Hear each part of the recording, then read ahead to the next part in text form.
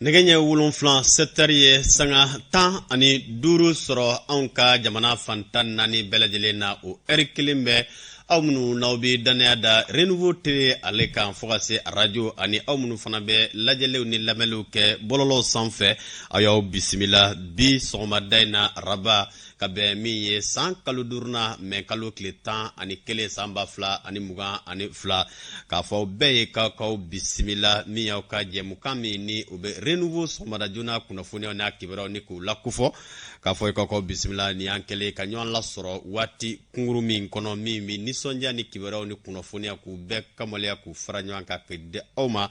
ladiriya kɔnɔna hali n'a sɔrɔ min ni a bɛ kada fanta tomota kofɔ ale ma kɛnɛ sɔrɔ bi an b'a fɔ kaw bisimila bi arabadonya renouveau matin ale kɛnɛ kan.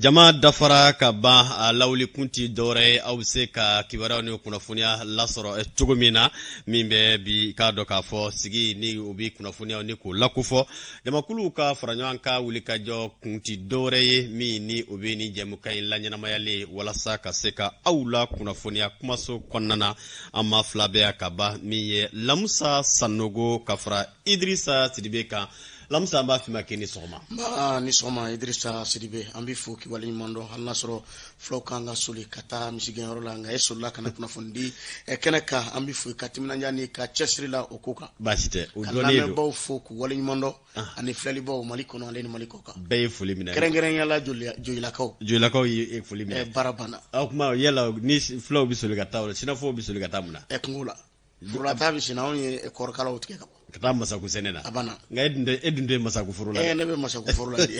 O ma min fo. O diyara n ye. Ɔ m'a dɔn k'a fɔ min ye soli ka wuli kɔni ye Amadu Lela kɔni ma se ka kɛnɛ sɔrɔ. Kosɛbɛ kosɛbɛ. Mana anw fana ni Ala sɔnna ma an se ni ko ye min ye. O bɛna kɛ sababu ye ka bɛɛ lajɛlen ne ka kunnafoniyaw di o la i n'a fɔ aw b'a kalama cogo min na laadala ko la renouveau matin sɔgɔmada joona kunnafoniyaw min n'o bɛ baaraw bolodacogo fɔ i k'a dɔn bi sɔgɔma in na ni jɛmukan in kɔnɔna na aw bɛna kibaruya n'o bɛ walawalali lasɔrɔ ka bɔ Isa Kaba Sidibe yɔrɔ min n'o bɛ bɔlɔlɔw olu k'a dɔn taasira min n'a fɔ ma ko TikTok kunkanko kibaruya o kuma na ko a kɛra sababu ye ne ka waleya dɔ kɛ Tɔnbɔkutukaw ka kɛnɛyaso kɔnɔna na u ka kɛnɛyaso cakɛda min n'a bɛ fɔ ma ko urgence mun de kɛra munna i k'a dɔn nin kumako in n'o bɛ tali kɛ TikTok la a sugandira anw ni aw bɛɛ lajɛlen bɛna dɔn min ni o bɛ k'a dɔn walawalali ko fɔ ka bɔ Isa Kaba Sidibe ale yɔrɔ nin jɛmukan kelen in fana bi don maa welelen ye Ibrahim Kebe an b'a yira o la k'a fɔ jɛkulu min n'o k'a ma ko association faso kanu olu ko u jɔrɔlen don kamana gannen don bi ka sababu kɛ olu ka hakilila n'u ka ye la min bɛ bɛnkan sɛbɛn min n'a bɛ fɔ ma ko Alger bɛnkan sɛbɛn o ko a kamana gan bɛ u la u ka ye la bi n'a fɔ anw ka jamana marabaaw b'a fɛ ni ka nin bɛnkan ye sɛbɛn ni ka lawaleya ko k'a sɔrɔ sɛbɛn don min dun kumana ko ani waleyali man kanga Ibrahim Kebe ale bɛ ɲɛfɔli kɛ an ye nin ko in kun kan ni o tɛmɛna ka bɔ yen min ye bi don n'o bɛ tali kɛ an ka baarakɛɲɔgɔn wele o ye Basaro Hayidara ale bɛna ɲininka bɛ ye sigikafɔ min bɛ senna bi an ka jamana o kumana ni CEDEAO jamana ni ɲɔgɔn cɛ ale ye ɲinini min kɛ o ko ka Sori Ibrahima Diallo bɛna Bamakɔ taa ni ka segin k'i da don o la min ye Alexis hakilina fana ye mun ye a ma sɔn mun ma mun bɛ yen bi ni Alexis ka jateminɛ bolila o ka anw ni aw bɛna kɛ o seere ye kumana kɛnɛya jɛmukan in fana bi labɛn ka lase aw ma o tɛmɛnen ka bɔ yen kunnafoni gafew olu kunkanko kibaruya n'o ye u ɲɛfura fɔlɔ fana kofɔ o ye fasiriba minnu ni k'olu kɛ Lamusa Sanogo bɛna o bɛɛ lajɛlen lase aw ma nka nin baara in a bɛ ninnu don ni min ye o de ye waati bolodacogo ye o tuma aw y'aw bisimila kura ye renouveau matin ale kan.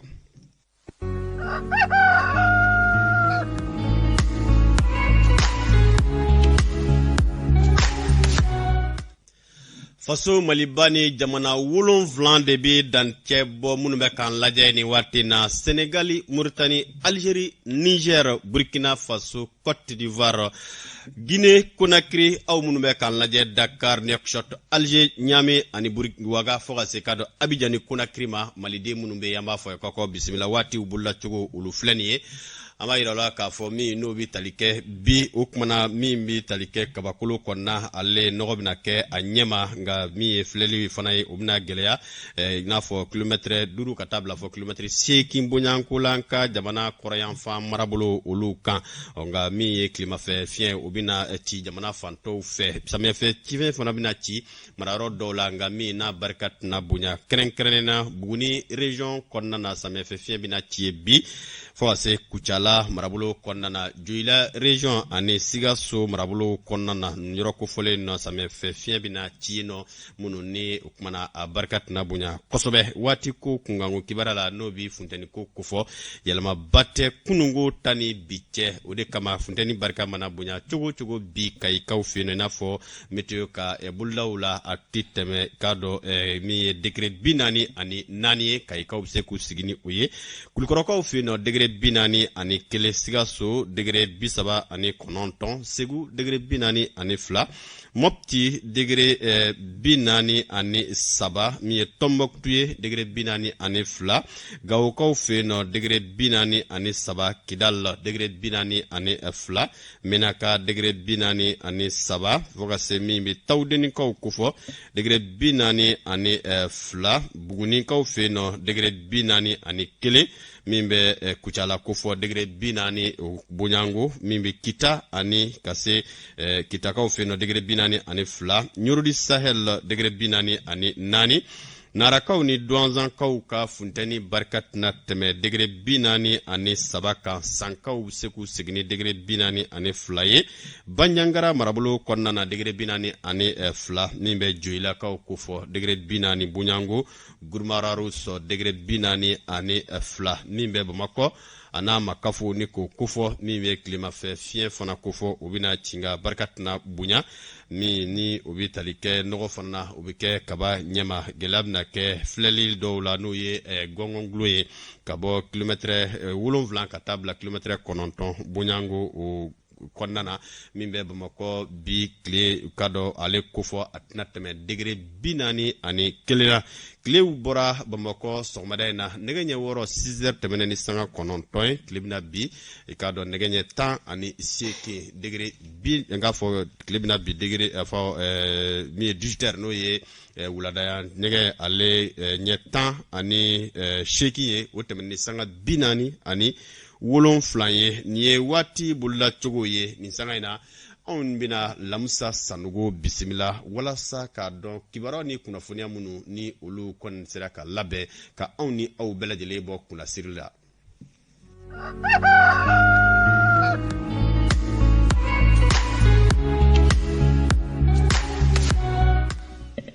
lamsa hakila antara nana dandigele jante ula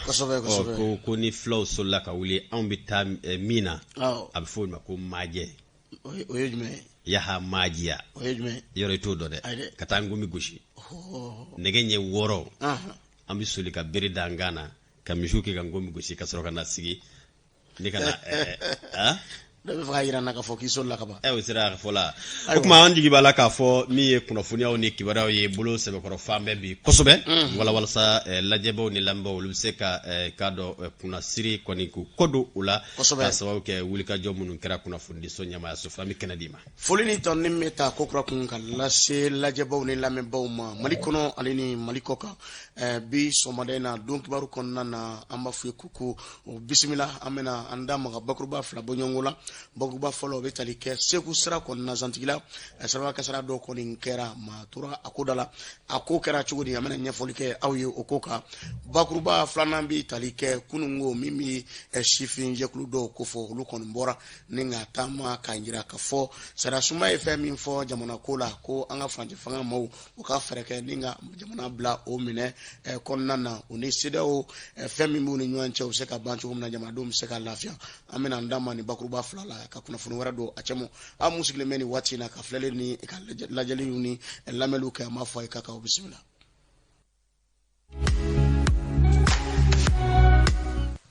Sarawa kasara mi no kɛra zantigila kɛra tɛnɛndo kalo tile kɔnɔntɔn mɛ kalo sanba fila ani muga ani fila a kɛra zan kulubali commune kɔnɔna na hali n'a sɔrɔ maa mun bɛ yen n'o de protection civile ye kulukɔrɔ olu kɔni y'a jira k'a fɔ moto de y'a tigi kɛɲɛ o de kɛra sababu ye ni a tigi kɔni tora nin cogo in na Sarawa kasara sababu la o kɔni fɛɛrɛw sigi sen kan joona joona ni ka salulu ni fɛɛrɛw ta min bɛ kɛ sababu ye a tɛ se ka a ta cogo min na ni ka taa n'a ye nka kun kɔni dɔn tɛ an bɛ waati min na i n'a fɔ sisan maaw bɛ se k'u sɔnni sigi fɛn min kan dɔrɔn k'o ye moto kɔni y'a tigi kɛɲɛ. Kunnafoni ko nasara la an y'a fɔ kunun ko sifinw kɔni bɔra jɛrɛjɛkulu kɔni kadara kɔnɔna na k'a jira an ka farancɛ fanga ma ɲɛmaaw la ko gɛlɛya kɔni ko to tɛ kɔlɔkɔlɔ la ka fɛɛrɛw sigi sen kan joona joona sariyasuma ye min fɔ maliko la n'an bɛ tali kɛ an ka jamana kunnafoni kibaruw la u b'a fɔ min ma nanzarakan na ko retour à l'ordre constitutionnel ko k'a bila o minɛ kɔnɔna na walasa jamanadenw bɛ se ka lafiya cogo min na o ni CEDEAO ka se ka bɛn fɔla ten ko dɔ kɛra ten kow kɔni na Mamadi Jula Dramé ale bɛ ɲɛfɔli kɛ Maliki Jalo ale ka kuma galama la.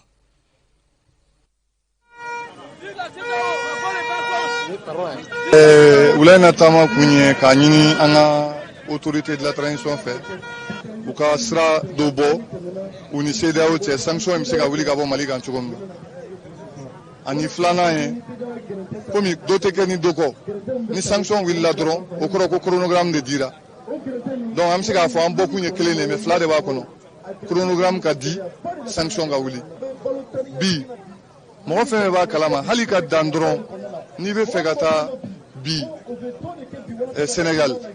i obligelen don ka taa Mauritanie de ka sɔrɔ ka taa Sénégal an ka da o dɔrɔn ma dɔrɔn prix o prix transport o transport kun ye 1000 o kɛra 1200 1000 yɔrɔ la 1600 a bɛɛ tɛ embargo in nɔ ye an bɛ se k'a fɔ Ukraine ni Russie ka kɛlɛ o nɔ b'a la mais do nana fara do kan ni a ma ya do nana fara do kan ni do wulila a bɛ se ka kɛ sababu ye yɔrɔ dɔ fana bɛ lafiya o de kama an ko komi an tɛ se ka Russie kɛlɛ ban an tɛ se ka Ukraine kɛlɛ ban an se ye mun ye o de ye k'a fɔ an ka autorités ye u ka fɛɛrɛ kɛ u ni CEDEAO ka bɛn nin ko in ka ban tɛ les peuples doivent se fréquenter les peuples doivent se parler jamanadenw an ɲɛnafin bɛ ɲɔgɔn na an m'an ka balo an datugulen an tɛ se yɛrɛ ka balo an datugulen donc wele kun y'o de ye k'a ɲɛsin an ka transition mɔgɔw ma bi.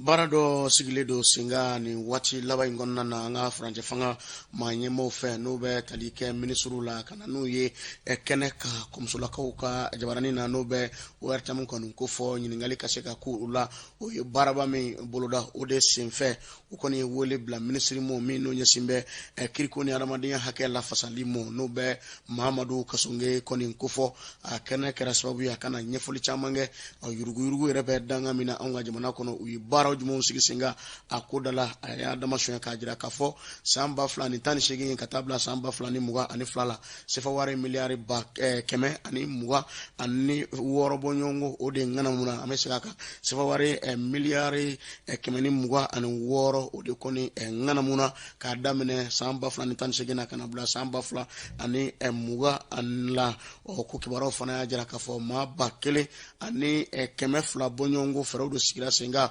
walasa k'olu ɲininka o wariw ni o ŋanamu mun kɛra o ko kɔnɔna na sɛbɛn fɔra n'o bɛ dossier ko fɔ 90 bɔɲɔgɔnko o de bɛ u ɲɛkɔrɔ sɛgɛsɛgɛliw mun n'o bɛ ka sigi sen kan wariw ani jamana nafolo o ŋanamu ni sira kɔni kan jɛkulu dɔ sigi bɛ sen kan anw ka jamana kɔnɔ yuruguyurugu kɛlɛli la ani wari bolofila dunni kɛlɛli hukumu kɔnɔna na olu kɔni y'a jira k'a fɔ walasa nin n'a ɲɔgɔnna walew ka se ka dabila ka bɔ anw ka jamana kɔnɔna na sariya mun t'an bɛ a ko kama fo ko o sariyaw taabolo lajɛ ka segin kow ka bɛɛ lajɛlen bɛ se ka lafiya cogo min na n'o tɛ ko yuruguyurugu kɔni o ɲɔɲanen bɛ anw ka jamana kɔnɔna na kibaruya kunda an bɛ aw ladɔnniya k'a fɔ du kelen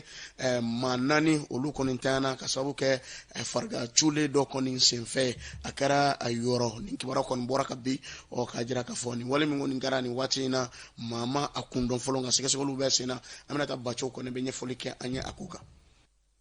Baarakɛɲɔgɔn studio tamani mɔgɔw ka fɔli ye ko muso dɔ ani a den n'a yɛrɛ si tɛ san 1 ɲɔgɔnna bɔ ale ni a sinamuso den cɛmani 2 minnu si bɛ taa san 7 ani san 9 na olu bɛ taɲara mɛ kalo tile fɔlɔ ani tile 2nan kɔnɔ Karagoro la kilomɛtiri 10 yanni Yoroso cɛ u masurunyamɔgɔ dɔw b'a yira k'a fɔ k'u cɛra ka taa Yoroso CCRF la u ɲɛnamininen kɔfɛ u tanyara Kari ale ni Tɛnɛndo. Yoroso CCRF baarakɛla dɔw y'u sɛnsɛn ka taga dugu kɔnɔna la walasa ka sɛgɛsɛgɛliw kɛ nin kojugu in kan. O maa kelenw b'a yira k'a fɔ ko nin sɛgɛsɛgɛli ninnu na kɛ sababu ye olu na se ka ɲɛ sɔrɔ nin ko in na. Ɲani sɛgɛsɛgɛli jaabiw kɔni cɛ murumurukan kɔni cayalen don nin sigida in kɔnɔna na. Nene kɛra Yoroso ale marabolo kɔnɔna na ni waati laban in kɔnɔna na kunnafoni ko nasirala an bɛ aw ladɔnniya k'a fɔ lakanabaliya ɲɔɲalen bɛ nin waati na Bajangara marabolo kɔnɔna na kɛrɛnkɛrɛnnenya la Yeduma n'o filɛ nin ye Sanga commune kɔnɔna na bingalikɛlaw n'o bɛ jadimɔgɔw kɔni ko fɔ u y'u ka wale juguw kɔni sigi sen kan nin dugu kofɔlen in na a kɛra sababu ye civil maa fila bɔ ɲɔgɔn kɔ ni olu bana k'u bɔnɛ o nin na min ye maa kelen ko o bana maaw ka bɛganw kɔni y'o salon ka kɛnɛ minɛ ni o ye kibaruya kɔni y'a jira k'a fɔ anw ka jamana camancɛ bolo kɔni fɛ nin waati in na min ye jadimaw ye olu kɔni de bɛ ka bin maaw ka se k'u bolofɛnw daraki o la ni k'u bɔnɛ o nin na nin walew sigira sen kan Tɛnɛndo kalo tile 9 mai kalo san 2022 Emma Fifa mɛnuna wo ale bɛ ɲɛfɔli kɛ an ye a ko kan. Ɲɛduma dugu kɔnɔna la Sanga commune kɔnɔ kɛrɛnkɛrɛnnenya la Bajangara marabolo kɔnɔna la bingani wale dɔ taara k'o dugulamaw sɛgɛrɛ a kɛra Tɛnɛndo mai kalo tile 9 san 2022 in kɔnɔna la seere dɔw ka fɔ la ko maa lakodɔnbali dɔ ni maramafɛn kun b'u bolo u kun bɛ motow sanfɛ ani u ye ni bingani wale in ta ka Ɲɛduma dugu sɛgɛrɛ k'u kun bɛ mɔgɔ 100 bɔ wa u kun bɛ moto la seerew ka fɔ la bingani wale in yɛrɛ kɛra sababu ye ka duguden 2 olu bɔnɛ o ni la a maa sabanan ale kɔni banana kosɛbɛ nka a bɛ balo la ka fara o kan ko cɛni caman donna dugu kɔnɔ ani k'u taara ni bagan dɔw fɛnɛ ye ko lakana tigilamɔgɔ dɔw kɛrɛnkɛrɛnnenya la faamaw ka mɔgɔw olu bilala ka taa kɛnɛ kan walasa ka dɛmɛ don dugulamaw ma. Kunnafoni ko nasirala anw bɛ aw ladɔnniya k'a fɔ farikolo ɲɛnajɛ kɛrɛnkɛrɛnnenya la senna ndolanci anw ka samatasɛgɛw o danaya kɔni dara ma ka k'o kɛ u ka degere karamɔgɔ ye n'o bɛ fasoden yɛrɛ ko fɔ a tɔgɔ ye ko Eric Segu Ezekiel ale kɔni kunkanko kibaruya kɔni cayala nin waati laban in na o dɔw y'a jira k'a fɔ a ka sugantili min kɔni kɛra k'a tɛ maa hakili sigi k'a tɛ maa jigi kɔni sigi an ka kunnafoni ɲinina min bɛ n'o ye farikolo ɲɛnajɛ kunnafoni ɲinina ye Alassane Sulemani Mayiga ale kɔni y'a jira k'a fɔ a ye maa min nɔrɔ bila ko maa tɛ se k'i jigi ba da ka kosɛbɛ an ka jɛ k'a ka kibaruyaw kɔni walawalali lamɛn Aliou Sidibe ale ka kuma galama la. C'est vrai a bɛ kalo kelen kɔ bɔ Mali balontan jɛkulu min ye Fédération Malienne de Football ye o kun y'a laɲini ko entraîneur kura ka sɔrɔ Mohamed Magasuba tali ale kɔfɛ Mali kun bɛ ka entraîneur kura ɲini donc u y'a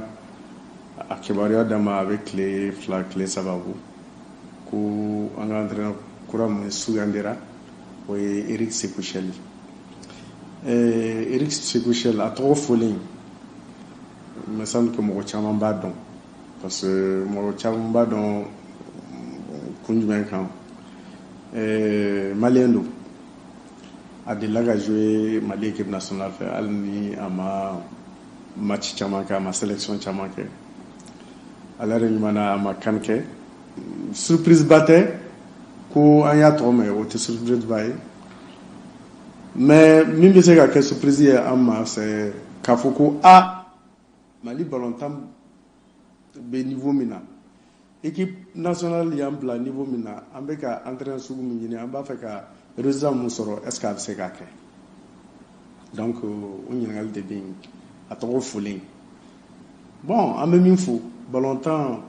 expérience caman kɛra la ka tɛmɛ dugu caman y'an sɔn hakili c'est pas parce que mɔgɔ entraîneur diplôme b'a bolo ko o de b'a kɛ a bɛ résultat ɲɛnama sɔrɔ an y'o o ye entraîneur dɔw yɛrɛ bɛ yen diplôme t'u bolo mais o bɛ résultat ba sɔrɔ mais comme diɲɛ bɛ ka taa taabolo min kan a bɛ fɔ ko il faut que les gens soient concrets et objectifs o de bɛ na ni fɛn dɔw ye jate dɔw ye a bɛ fɔ ko n'i bɛ baara o baara la a qualification ka k'i bolo i ka yamaruya k'a kɛ a dɔnniya ka k'i la dɔnniya mun de b'a jira diplôme de b'a jira donc bi bi in na an ye entraîneur sɔrɔ je crois que diplôme b'a bolo a ye ballon tan ka tɛmɛ a ye entraîneuriya baara kɛ hali n'a ma caman kɛ hali n'a ma niveau baw kɛ donc mɔgɔ bɛ se k'a fɔ ko k'a bɛ se k'a baara kɛ. Ayiwa ala ka a tɔ bɛɛ lajɛlen nɔgɔya nin bɛ dansigi tako fɔlɔ kibaruyaw la ka bɛn ni waati cogoya ye janjo masa. Lamsa o kumana an b'i fo ani i ka dɔn walawalalen minnu kɛra sababu ye ne ka faamuya caman fana di bi sɔgɔmada in na tako fɔlɔ kunnafoniyaw olu la o bɛ kɛ sababu ye ka sɔrɔ nɛgɛ ɲɛ 7 na 17h ko fɔ sanga ye 35 sɔrɔ ni waati na hippodrome na heure kelen bɛ Jelibugu la Bamakɔ i ka dɔn k'a fɔ an ka i ka dɔn jamana faaba yɛrɛ kɔnɔna na bi nin sanga in na o bɛ kɛ sababu ye an bɛna lajɛ n'a sɔrɔ Sori Ibrahim Diallo ale ka soli ka wuli bi kɛ sababu ye ne ka taama ka Bamakɔ bɔlɔn furancɛw lajɛ tani ka segin bi cogo di ani min ye sira lahalaw ye fo ka se Anazɛri ka bilasiralikanw o kun ti dɔwɛrɛ ye a bɛ se ka an bɛɛ lajɛlen kɔni ka kunnafoniyaw an bɛ se k'o lasɔrɔ k'a sɔrɔ an ma bɔ walima an bɔlen kɔ an bɛ se ka sira minnu ni k'olu la taama lajɛ n'a sɔrɔ Sori Ibrahim Diallo ka labɛnw sabatilen don o kumana aw na hakili falen-falenw kɛ b'a dɔn samiya kɔni bɛ ka surunya ni samiya dun bɛ ka surun bɛɛ kan k'i hakili to i ka dayanfana sango kɔdaw la bɛɛ ka i ka dɔn min ye i ka sigida ye k'o lasaniya an bɛ taa Makan Jakite Mackenzie ale fan fɛ n'a sɔrɔ Sori bɛ nɛgɛjuru sira la anw ni Sori bɛ se ka ɲɔgɔn lasɔrɔ cogo min na.